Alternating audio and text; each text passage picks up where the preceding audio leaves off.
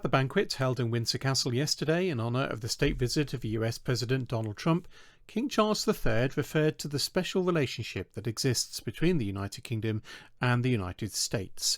He mused for a moment on what his 5 times great-grandfather King George III would make of a British sovereign hosting an American president, something that would have been unthinkable 250 years ago. You will no doubt have noticed that while everyone else, including President Trump, wore black tailcoats with their white tie, the King, the Prince of Wales, the Duke of Gloucester, and Vice Admiral Sir Timothy Lawrence, the husband of Princess Anne, and a number of key courtiers, all wore a very distinctive dark blue tailcoat with very striking scarlet red facings to the collar and the cuffs. Now, under the dim lighting conditions in St George's Hall at Windsor, this coat looked almost black in colour, but believe me, it is a very dark blue. This coat is the so-called Windsor uniform, a traditional form of dress that is worn by male members of the royal family and courtiers only at Windsor Castle and its environs, and only on formal occasions. Now, it is somewhat ironic for it to be worn when hosting an American president, as it is a tradition in court that was first introduced in the reign of King George III during the time of the American War of Independence.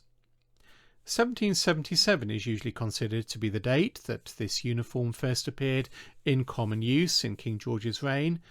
In the Master of the Robes account for that year, the King paid for what was termed a Windsor hunting suit. Such a suit in these colours was almost certainly being worn by George before 1777, as he considered these colours, the dark blue and the scarlet, to be in essence his personal livery colours. And in adopting this attire with this coloured coat, he was probably inspired by the hunting livery that was adopted and worn by his own father, Frederick, Prince of Wales, in the 1720s. You can see Prince Frederick and his entourage out hunting around Windsor in these paintings by John Wootton. They're wearing a blue coat with red facings and plenty of gold embroidery, paired with striking scarlet breeches. From 1776 onwards, Windsor Castle became one of the principal homes of King George III and Queen Charlotte and their burgeoning family.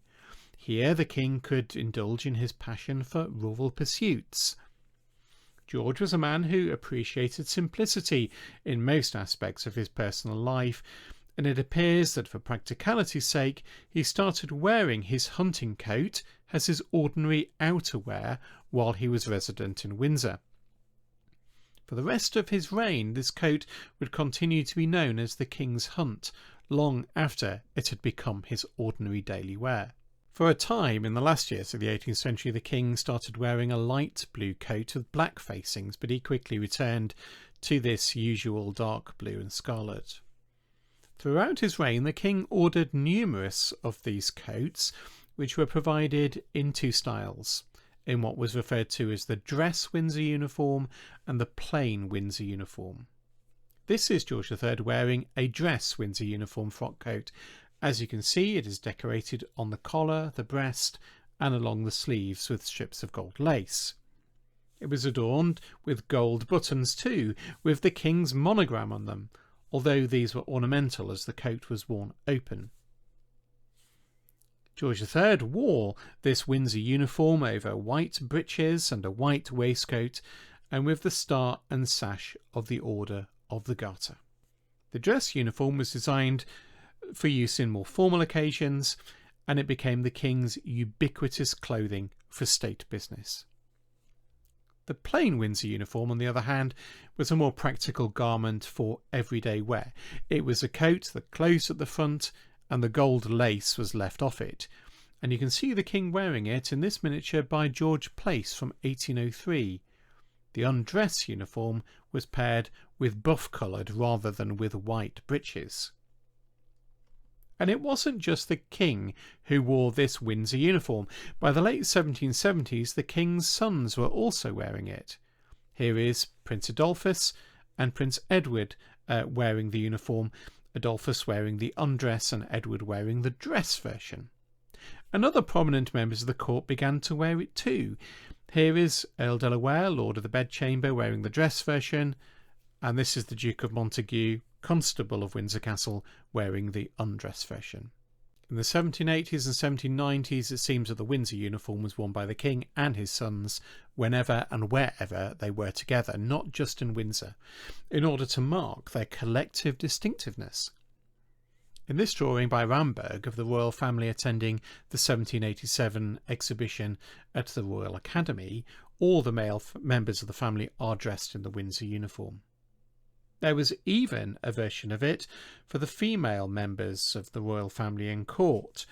In 1789, to celebrate the recovery of the king from his first malady, the women all wore this version of the Windsor uniform at a ball as a symbol of their loyalty to the king. It was a gown of blue cloth trimmed with gold and scarlet that was worn over a white dress. George IV was rather a more flamboyant character than his father, and unsurprisingly he abandoned the uniform as his own daily wear.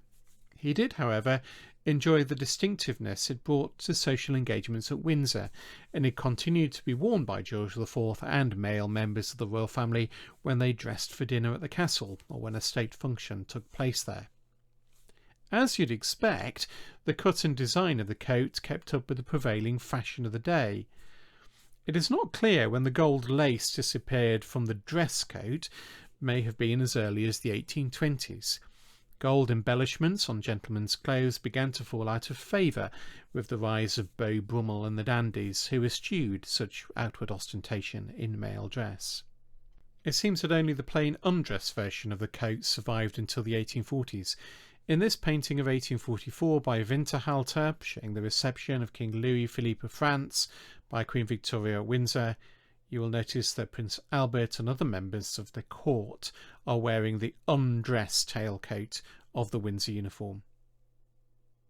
In the late 19th and early 20th century, there was of course the gradual adoption of two forms of male formal dress for dining, the much more formal white tie and the semi-formal black tie. So there has been a return again to the use of two forms of the Windsor uniform, one a tailcoat for white tie and a lounge or dinner jacket for black tie. Both still retain the distinctive scarlet facings and gold buttons. Incidentally, after the reign of George III, the gold buttons have been embellished with the garter star, surrounded by the garter and topped with a crown.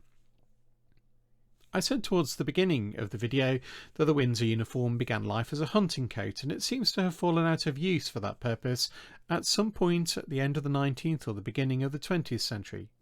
However, during his time as Prince of Wales, Charles III did briefly revive its use when he rode to hounds, wearing it not only at Windsor but elsewhere too. Here he is wearing it at the Beaufort Hunt.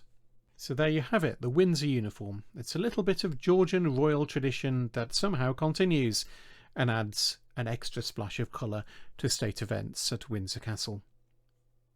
Thanks very much for watching. Over on my website yesterday I launched my antiquary calendar for next year. For 2026 the theme of this wall calendar is the medieval year, and it is illustrated in full colour with illuminations from late medieval manuscripts showing the labours of the months. It would make both a delightful and a practical gift for friends, family, or even as a treat for yourself. I have a very limited stock of these, and last year I sold out rather quickly, so if you want a chance of getting one, pop over to my website and grab one while you can. The link is in the description below.